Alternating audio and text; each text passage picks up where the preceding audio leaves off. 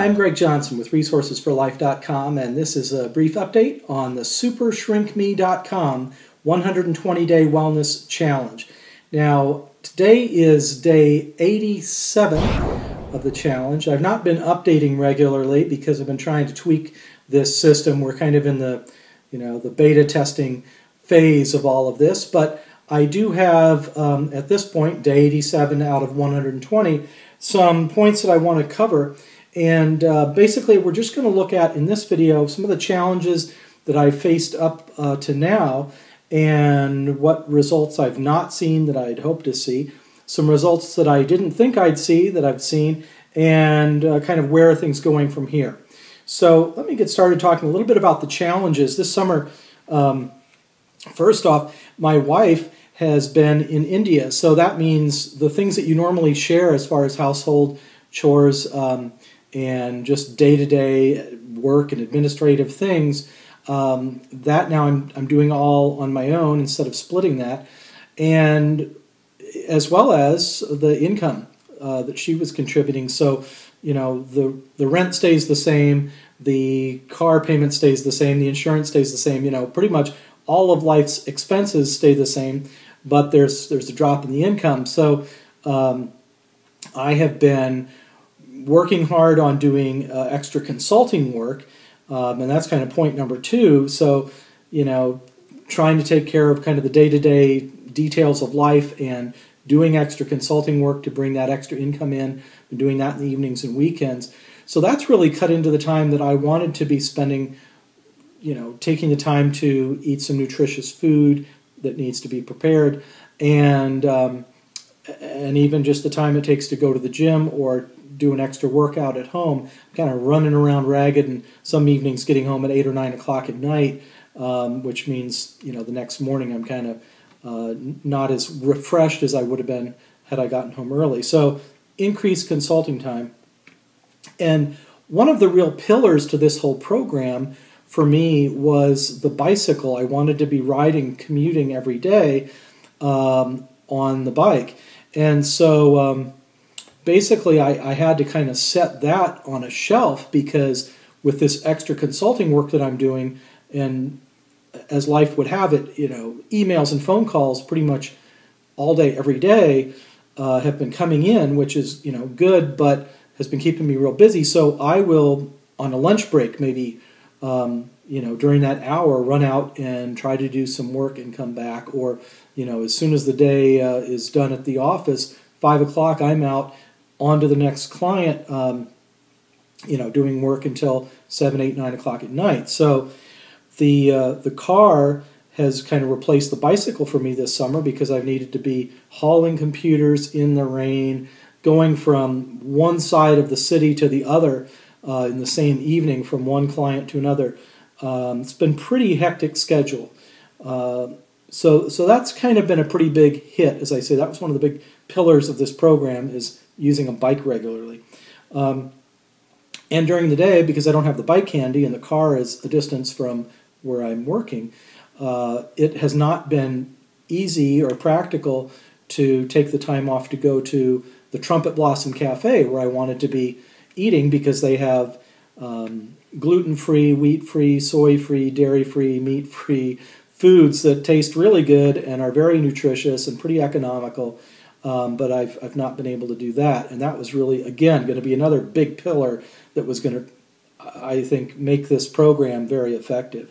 And it's kind of hit or miss then, trying to piece something together at other restaurants, or something that's close to the office, just get a quick bite to eat and take a pretty much 10-15 minute lunch break, and that's about it, and then back to the grind. So that's been a challenge. And then, as you can imagine, this picture that I've just painted, more work, less sleep, less exercise, because in the morning I'm kind of tired and I'm getting up late and rushing to work, and then eating food on the run, which is not as good as kind of preparing ahead of time. It's 5 o'clock. I need to be somewhere by 5:30. I'll grab a sandwich or something, and get on to the next project. So it's basically been a real whirlwind of a summer. And one of the other points I wanted to make here is that it's not been easy to get these updates posted. I wanted to have high quality video with maybe some kind of animated PowerPoint, whatever, because the kind of watermark of quality keeps going up on YouTube with people posting full HD videos, and all that kind of takes time. And as I've just described, I don't have a lot of time, so I didn't want to post rambling, disorganized, poor quality videos to YouTube, and I didn't want to post like daily updates that are really just fluff that don't really have a lot of substance to them. So I was trying to get my head around that. How do I do these updates? I think weekly makes sense, so that's kind of what I'm going to focus on here. Maybe I'll get some feedback from people who are watching these. Let me know what you think, but otherwise, I don't think people have the time to watch something every day anyway. So let me go on to the next segment here. I feel like over these last 87 days, I was probably starting out, I think I was like 90 to 100% on the program, and then kept that up. But over the first like 3, 4, 5, 6, 7 weeks of this thing, I didn't see any immediate results. And in some cases, it was like my weight would go up, or the body fat wouldn't go down, and so I got pretty discouraged, just because anything in life, when you're putting a lot of effort in, you want to see positive results back. And I just was not seeing that. So really my commitment to this had just diminished quite a bit, because I've got to put my energy into things that are paying back, either paying back in terms of better health, or putting energy into something that's financially paying back, or in some other way it's improving life, And but I did continue to maintain pretty much little or no wheat, the gluten, no dairy, no soy. I can handle that. That's pretty easy for me. And there's some good rice bread options. And I don't really, when I get onto bread, especially like cheese breads and stuff, I can eat a whole loaf. But in general, once I'm off bread, I can kind of stay off of it. And so the sort of dietary guidelines, I've been trying to stick to that pretty well. And as far as the supplements, there's a multivitamin, effervescent multivitamin that has very high bioavailability.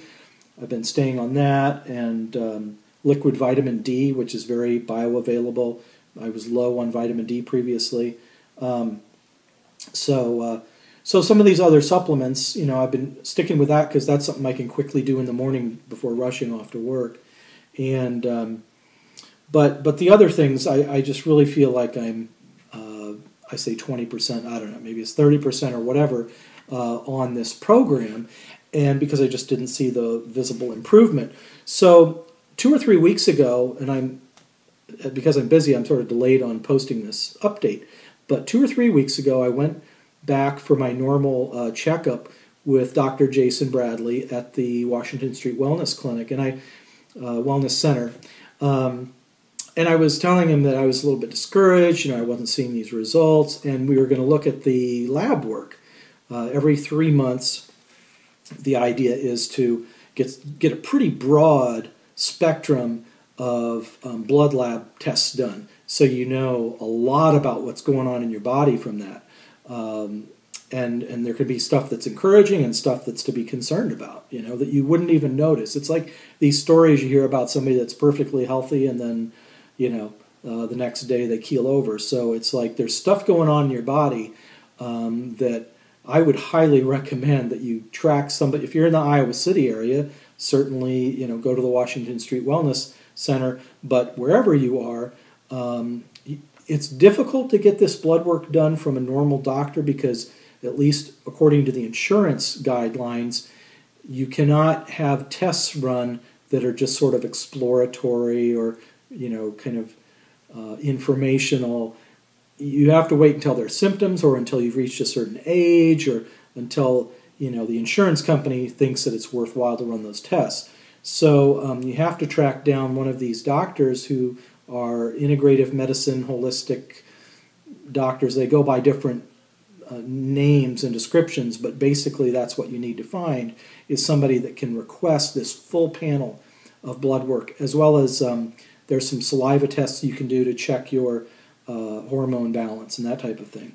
So anyway, went back for the checkup, and I was really amazed by the results based on the fact that, like I say, I kind of diminished my involvement in the program to like 20-30%, and on just about every single category that I was concerned about. I had high cholesterol before. That has dropped, if I remember correctly, it's by over 50 points that it went down.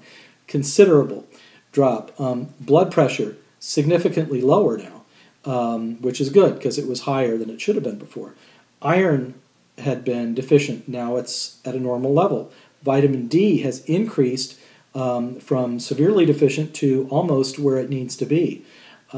Iodine is better.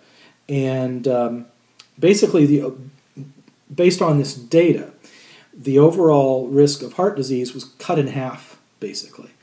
So overall, it's amazing to me that these positive things could be going on just from investing a little bit of energy into this program.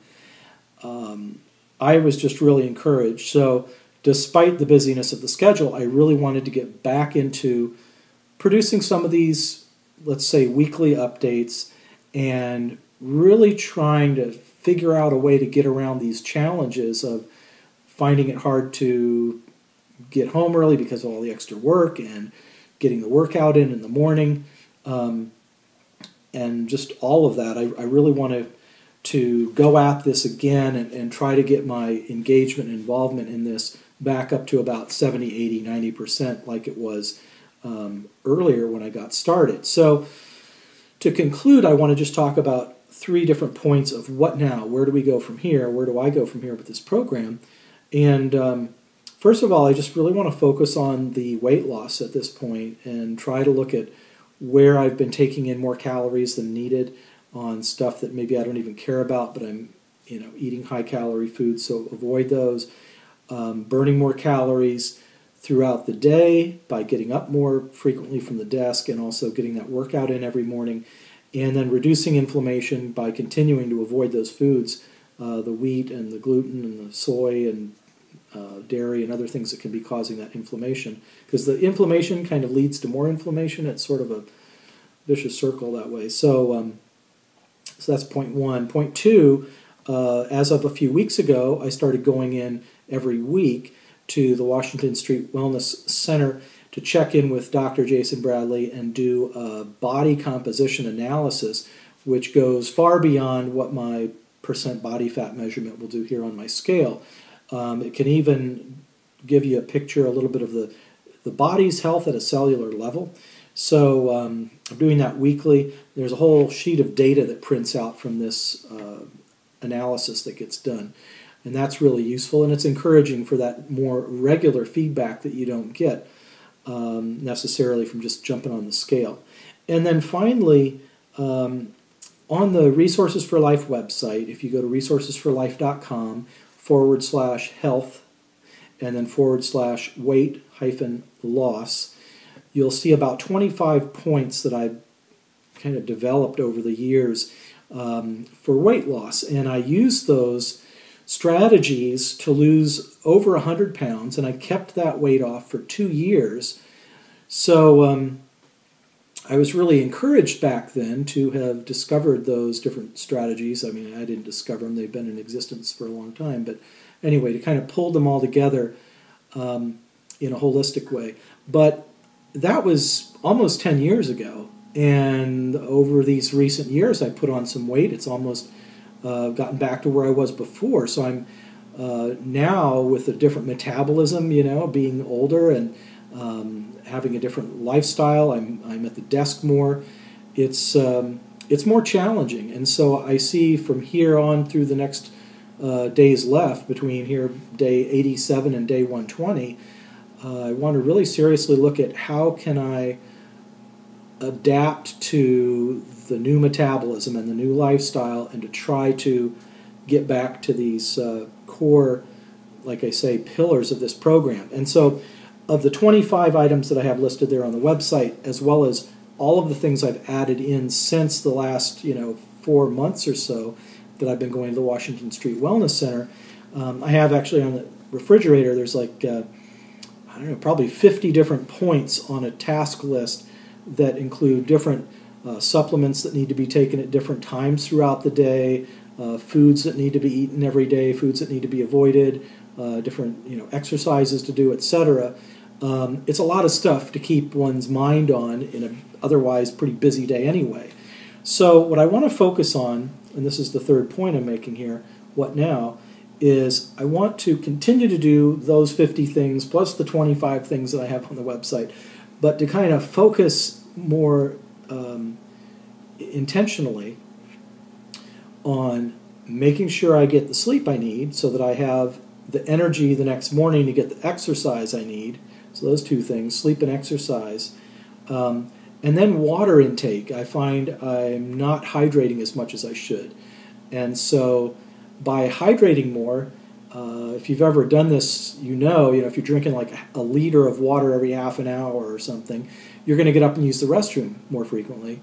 And so that will keep a person active throughout the day. So just these four things, which are really kind of connected. I think the sleep leads to a better workout routine in the morning. The water encourages more activity throughout the day. Those four things, I think, will make a big difference and help me then bring in some of these other elements of this program. So I know this update was kind of long-winded. I just had a lot of points that I wanted to cover and had not provided an update for quite a while. So I hope this has been informative and helpful and interesting to you, and I look forward to getting comments and suggestions and feedback. If you have questions, feel free to get in touch through resourcesforlife.com or through supershrinkme.com, the website.